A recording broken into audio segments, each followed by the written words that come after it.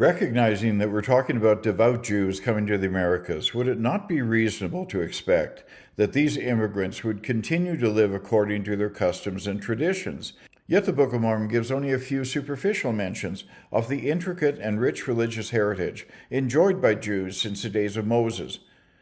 The most common biblical terms used to describe Jewish customs and laws, holy days, feasts, the concept of clean and unclean, dietary restrictions, religious ceremonies, as well as Old Testament priesthood, are entirely missing from the Book of Mormon. Here's a list of 9 examples of important Jewish biblical terms with their relative frequencies in the Bible, which simply never appear once in the Book of Mormon.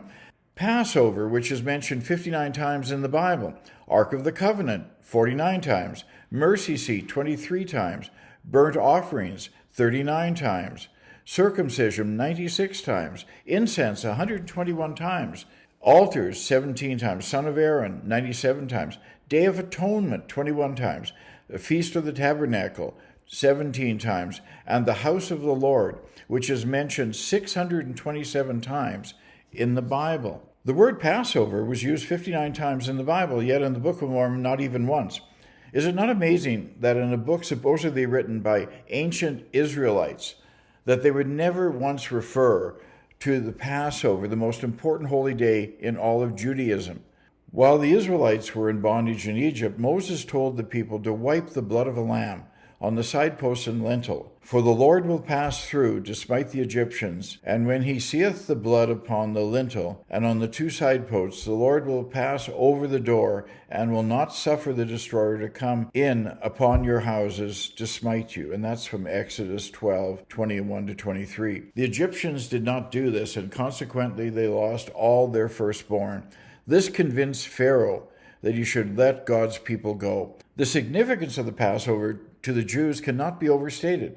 Since the Nephites were supposed to have been Jews who possessed the 5 books of Moses, 1 Nephi 5:11, they should have observed and celebrated Passover hundreds of times after they arrived in America. The Sabbath. The Book of Mormon only makes scant mention of the Sabbath day. It's only mentioned 5 times, as compared to 171 times in the Bible. How odd, how incredible that the Book of Mormon, supposedly written by Jewish people, would virtually ignore the day which was held to be sacred by the Jews. Circumcision. There's no mention of circumcision or any evidence of it being practiced except for one verse in Moroni 8, in which Jesus declares that circumcision is done away in me. Burnt offerings. Christ tells the Nephites that their sacrifices and burnt offerings shall be done away in 3 Nephi. But ironically, there's no mention of burnt offerings after they arrive in the Americas. The only exception is found in Mosiah 2:3.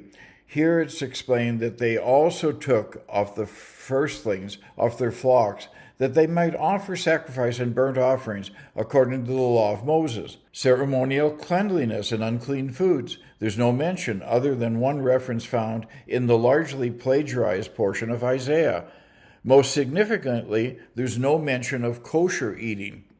Likewise, in the Book of Mormon, there's no explicit mention of any regular Jewish sacrifice or offering. Again, here are the counts of some regular Jewish sacrifices in both books, the Book of Mormon and the Bible. As well as no mention of the temple items in the Book of Mormon.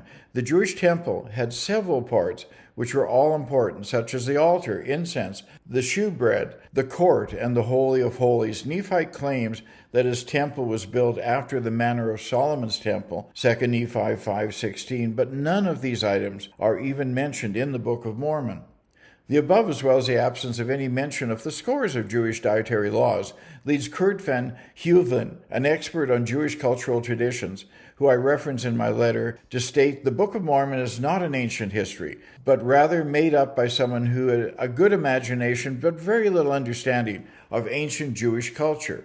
Fair Mormon responds to my claim that the Book of Mormon claims to be a story of religious Jews, yet there's scant or no mention of Jewish customs and laws, by claiming that this is propaganda or spin. They state that the author or the author's source is providing information or ideas in a slanted way in order to instill a particular attitude or response in the reader. They go on to state that the portions of the Book of Mormon that describe Lehi's family in the Old World do reflect Jewish customs and laws, but again provide no specifics.